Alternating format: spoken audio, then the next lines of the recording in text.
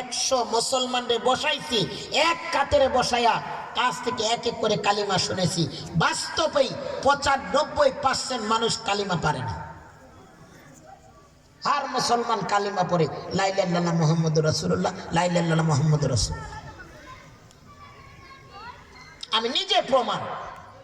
আমার মাদ্রাসা আছে মারকাজে নমুনাই সুফা, বয়স্কদের মাদ্রাসা।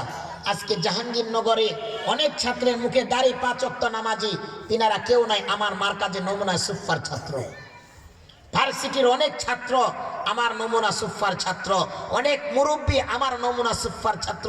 এখান থেকে কোরআন পেয়েছে, দিন পেয়েছে, ইসলাম পেয়েছে, কোরআন শিখতে পেরেছে, রুকুর তাসবিহ পেয়েছে, সেজদার তাসবিহ পড়েছে, আল্লাহ ডাক সহিমতো পেয়েছে এই মারকাজে নমুনা সুফা থেকে। সুবহানাল্লাহ। আমি নিজে যাচাই করেছি, বাস্তবেই আমি দেখেছি মুসলমান কালিমা পারে না। কালিমার মধ্যে ভুল পড়ে। আমরা হার মুসলমান কালিমা পড়ি লা ইলাহা ইল্লাল্লাহ মুহাম্মাদুর রাসূলুল্লাহ, লা ইলাহা ইল্লাল্লাহ মুহাম্মাদুর রাসূলুল্লাহ, ঠিক কিনা? এই কালিমার মধ্যে 3টা ভুল। এই লা কে কেউ যদি টানে না পড়ে, অর্থ আসে আল্লাহ তাআলা ব্যতীত আরেকজন খোদা আছে। নাউজুবিল্লাহ। মুসলমানদের খোদা একটা না আরো আছে। এখানে জেরো না জবনা না, শুধু টান লা। কেউ যদি লা টান না দেয় তাহলে অর্থ আসে আল্লাহ তাআলা ব্যতীত আরেকজন খোদা আছে। আর যদি বলে লা, তাহলে অর্থ আসে আল্লাহ তাআলা ব্যতীত আর কোনো খোদা নাই। আর একটা কি দুনিয়া শুরু হয়েছে এখন, কিছু কিছু দুনিয়ার পিশাব শুরু হয়েছে। আপনাদের এলাকায় আছে না কিনা মাইন্ডে নিবে না, মাইন্ড সেটআপে ধরবেন না। অনেক কবর পূজারি চলে আসছে, এই খানকাগুলোতে যায় যায় জিকির শুরু করে আল্লাহ আল্লাহ আল্লাহ, একবারে ডাহা গলদ একটা জিকির। এখানে ছোট্ট ছোট্ট মাসুম বাচ্চারা আছে, মাদ্রাসার জান্নেওয়ালা আলেমরা আছে, তাবলিগওয়ালা ব্যক্তিরা আছে, হাজী সাহেবরা আছে। আপনারা দেখেন তো এখানে কি আইন নাকি হামজা? এখানে হামজা, তাহলে ইল্লাল্লাহ। আর এখানে আমরা পড়ি ইল্লাল্লাহ। আল্লাহর সাথে বিয়াদবি করে ফেলি,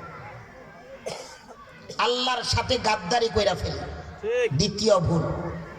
তৃতীয় ভুল, হার মুসলমান দাড়ি চুল পাইকা গেছে, দাড়ি চুল পাইকা গেছে। 11টা মোবাইল নাম্বার ইংরেজি ভাষায় মুখস্থ বলতে পারে, কিন্তু রুকুর তাসবিহ বাইর হয় না, সেজদার তাসবিহ বাইর হয় না, নিজের নাম পারে না, ইমামের সাথে তর্ক বিতর্ক করে, খতিবের চাকরি না করে, ঠিক কিনা? আর মুসলমান পরে আমার নবীর নামে বিয়াদবি বলে মুহাম্মদুর রাসূলুল্লাহ। তোমার নাম কি? কয় মোহাম্মদ আব্দুর রহমান, মোহাম্মদ আব্দুল ওয়াদুদ, মোহাম্মদ আব্দুল গফফার। মুহাম্মদ অর্থ কি?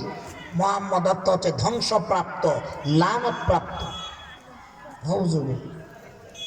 আমাদের নবী, আমাদের আখিরি জামানার নবী, যেই নবীর আমরা সুপারিশ পাবো, যেই নবীর সুপারিশ না পেলে জান্নাত পাবো না, সেই নবীর উম্মত আমরা। আরেক জামানার নবীগুলো, সাহাবাগুলো দোয়া করেছে, আল্লাহ আমারে যদি নবী না বানায়া আখিরি জামানার পয়গাম্বরের উম্মত বানাইতেন তো বড় ভালো হইতো। সেই নবীর উম্মত আমরা। এই নবীর নাম পারি না, নবীর নাম উচ্চারণ করতে পারি না। সমস্ত মুসলমান পরে মোহাম্মদ মোহাম্মদ। আমাদের নবীর নাম মোহাম্মদ না, নাম হচ্ছে মুহাম্মাদুর রাসূলুল্লাহ। অর্থ আসে প্রশংসিত একজন মহামানব, মুহাম্মাদুর রাসূলুল্লাহ। এই যে 3টা ভুল কালিমায়, এই 3টা ভুল যদি কেউ সহি করতে পারে, আর জাররা পরিমাণ যদি কালিমার ঈমান তার কলবে, তার ভিতরে জাররা পরিমাণ ঈমান আনতে পারে, আল্লাহ আল্লাহ রাসূলের মাধ্যমে ঘোষণা দিয়েছে, বুখারী শরীফের হাদিস, লা ইলাহা ইল্লাল্লাহ ফি দাখালাল জান্নাহ। এই জাররা পরিমাণ কালিমার ঈমান নিয়ে তার কলবের ভিতরে ফিট করবে, আমি আল্লাহ অবশ্যই অবশ্যই তাকে জান্নাত দান করব। সুবহানাল্লাহ। তাহলে দেখেন কালিমার ঈমানে জাররা পরিমাণ আপনার আমার মাঝে নাই, ঠিক কিনা? এই জন্য ঈমান জন্য মুসলমান রব্বে কারিম আল্লাহ তাআলা 2টা জিনিস কিয়ামতের দিন দেখবে। আল্লাহ রাসূল বলছে, আউয়ালু মা ইউহাসাবু বিহিল আবদু ইয়াউমাল কিয়ামাতিস সালাহ। বান্দার আমি কিছু দেখব না, দেখব নামাজ। নামাজ ঠিক হয়েছে, বান্দাকে জান্নাত দিব। জান্নাতের গেটে তালা মারা, তালা চাবি নাই। ফেরেশতাদেরকে বলবে গেট খুলো, ফেরেশতা বলবে তোমার কাছে চাবি নাই। জান্নাত পেয়েছ, চাবি কই? চাবি তো নাই। আল্লাহ তাআলা আল্লাহ রাসূলের মাধ্যমে বলেন মিফতাহুল জান্নাতিস সালাহ, নামাজ হইল জান্নাতের তালার চাবি। আহারে মুসলমান, এই নামাজ যদি না থাকে তাহলে জান্নাতও পাবা না, আর জান্নাতের তালার চাবিও পাবা না। এই জন্য যা কিছু করি না কেন আল্লাহ তাআলার সালাত আদায় করতে হবে, ঠিক কিনা? মুসলমান কার গোলামি করলা? দুনিয়ার গোলামি গোলামি থাকবা, আল্লাহর গোলামি করো, আল্লাহর সিজদা করো, আল্লাহর গোলামির রশি গলায় পয়রা নাও।